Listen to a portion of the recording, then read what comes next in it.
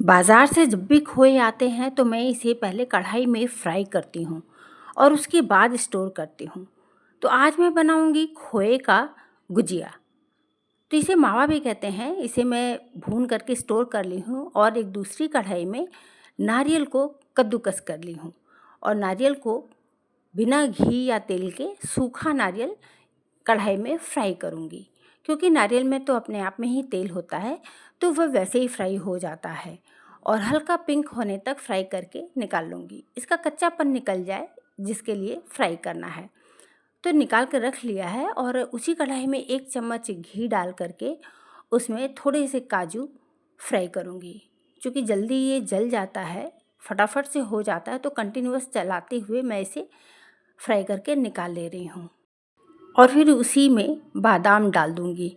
बादाम को भी साथ-साथ में फ्राई करूँगी और इसको भी चलाते हुए ही फ्राई करूँगी, क्योंकि ये भी जल ना जाए ये डर होता है।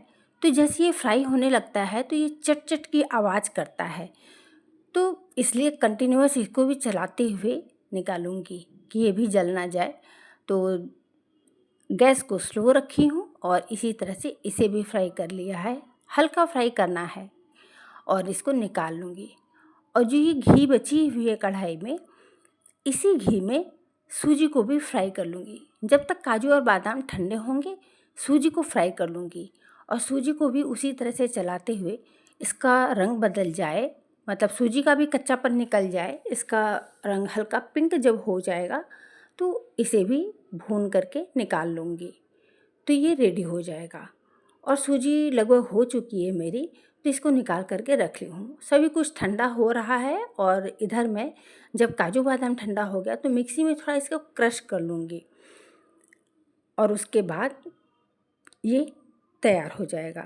तो एक थाली लूँगी और उसमें सबसे पहले 1 कटोरी नारियल का जो घिसा हुआ मैंने रखा था फ्राई करके, उसे ले लिया है और उसी कटोरी से 2 कटोरी मैंने खोया लिया है और उसके बाद 2 कटोरी सूजी ली है। तो 1 कटोरी नारियल में 2 कटोरी सूजी और 2 कटोरी मैंने खोया पहले मिक्स किया है।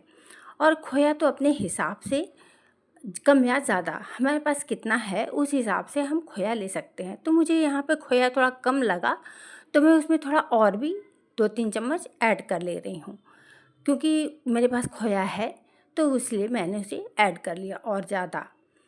और उसके बाद काजू बादाम का भी जो मैंने क्रश किया था उसे भी मिक्स कर लिया है। सबको अच्छी तरह मिला लूँगी और उसके बाद पीसी हुई चीनी मिला रही हूँ।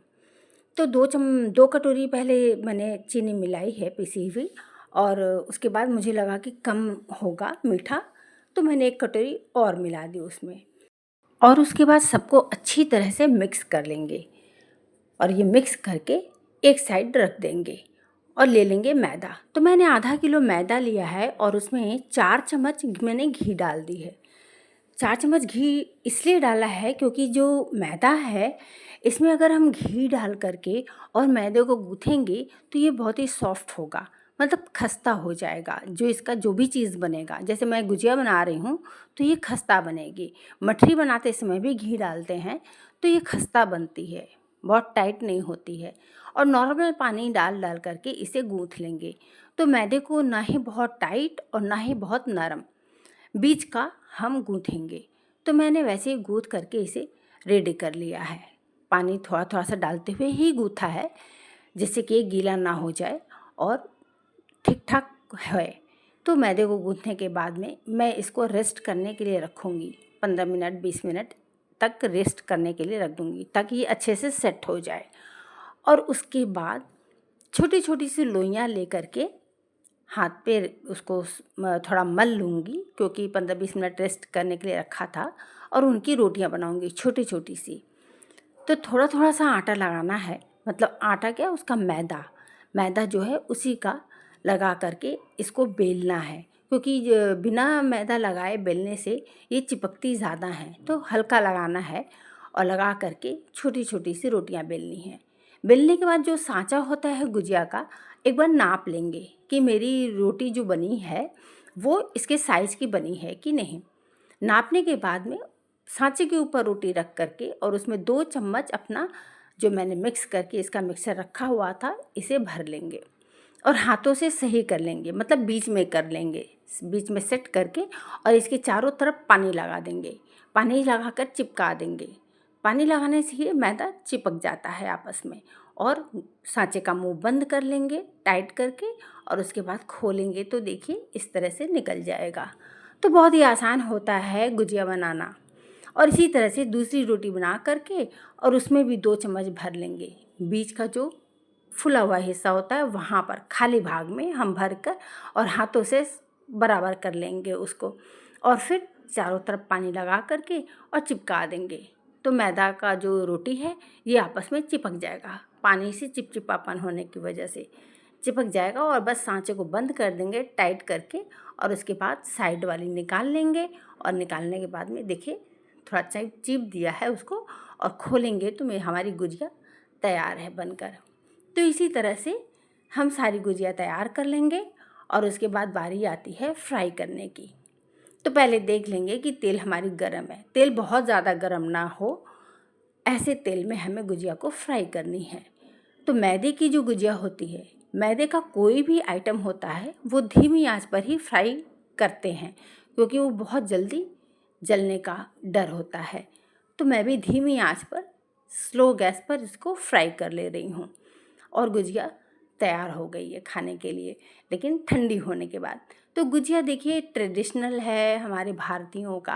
पहले हमारे दादी नानी के ज़माने में कोई मिठाई लेने बाज़ार नहीं जाता था मेहमानों के आने पर। इसी तरह के नाश्ते, गुजिया, मठरी, पापड़ी, इसी तरह के नाश्ते घर पर तैयार करके रखे होते थे और मेहमानों को खिलाए जाते थे।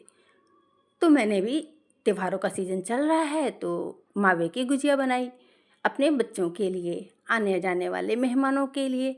तो आप भी बनाइए, पसंद आई है तो बनाइए, खाइए और अपने परिवार बच्चों को खिलाइए।